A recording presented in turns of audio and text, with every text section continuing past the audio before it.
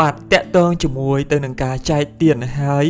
ថតរូបបង្ហាញនៅក្នុងបណ្ដាញសង្គមបាទដូចជា Facebook ជាដើមនោះ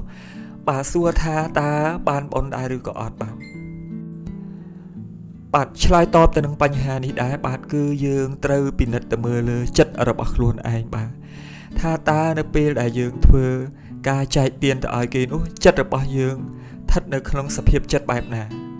បាទពេលនោះមានចេតសិកមួយដែលដើរតួសំខាន់នៅក្នុងចិត្តរបស់យើងបាទគេហៅថាជាចេតនាបាទចេតនាចេតសិកបាទគឺជាចេតសិកមួយដែលកើតឡើងបានគ្រប់ចិត្តទាំងអស់បាទទាំងចិត្តជាកុសលទាំងចិត្តជាអកុសលបានន័យថាទាំងចិត្តដែលល្អទាំងចិត្តដែលមិនល្អបាទពីព្រោះចេតនាដើរតួពីរគឺចេតនាល្អនិងចេតនាមិនល្អបាទបើចេតសិកពេលនោះអូសទាញចិត្តរបស់យើងបាទធ្វើការចែកទានទៅឲ្យគេថតរូបនៅក្នុងផ្លូវជាអកុសលបាទមិនបរិសុទ្ធបាទដូចជាថតរូបដើម្បីបង្អួតបង្ហាញប្រាប់គេថាខ្លួនគឺជាអ្នកធ្វើបុណ្យអ្នកដែលមានចិត្តធម៌ឬក៏ធ្វើការចែកទានដើម្បីបាទតាក់ទាញប្រជាប្រិយភាពបាទឲ្យគេកោតសរសើរហើយដើម្បីសម្រេចបាននូវវត្ថុបំណងណាមួយដែលខ្លួនបានពងទុកបាទដូចជាការ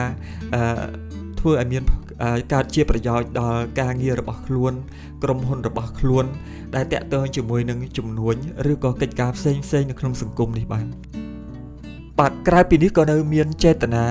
បាទជាអកុសលដែលមិនល្អជាច្រើនទៀតបាទយើងលើកយកតែចំណុចសំខាន់ប៉ុណ្នេះយកមកបង្ហាញបាទសួរថាតើបានបនឬក៏អត់បាទគឺពិតជាបានបនបាទពីព្រោះនៅពេលដែលយើងធ្វើការចែកទានទៅបាទគឺទានដែលយើងបានធ្វើនោះបាននឹងបានទៅដល់អ្នកដែលកំពុងតែខ្វះខាតបាទហើយគ្នាយកអំណោយនោះបាទយកទៅប្រើប្រាស់បាទចិញ្ចឹមជីវិតបន្តទៅមុខទៀតឬក៏អាចយកធ្វើជាដើមទុនសម្រាប់ប្រកបរបរចិញ្ចឹមជីវិតឲ្យបានរីកចម្រើនឲ្យបានស្រួលឲ្យបានប្រសើរជាងស្ថានភាពបច្ចុប្បន្នបាទ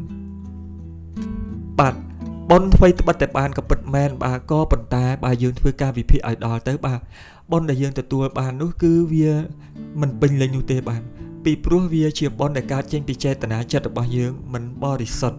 បាទបានន័យថាចិត្តរបស់យើងมันមានជាកុសលទាំងស្រុងទេបាទគឺយើងធ្វើទៅព្រោះដើម្បី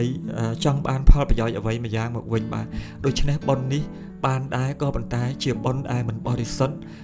100% ហើយជាបុណ្យដែលមិនពេញលេញបាទ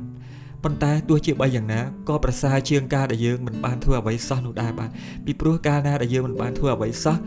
អ្នកដែលខ្វះខាតដែលត្រូវទទួលបានទានពីយើងនោះគឺអត់មានឱកាសទទួលបានទេប៉ុន្តែទោះបីជាយើងធ្វើនៅក្នុងចេតនាចិត្តបែបណាក្តីក៏វាមានប្រយោជន៍ចំពោះបុគ្គលដែលទទួលបានពីយើងដែរបាទដូច្នេះទោះបីជាយ៉ាងណាក៏ដោយគឺល្អជាងការដែលយើងមិនបានធ្វើអ្វីសោះបាទ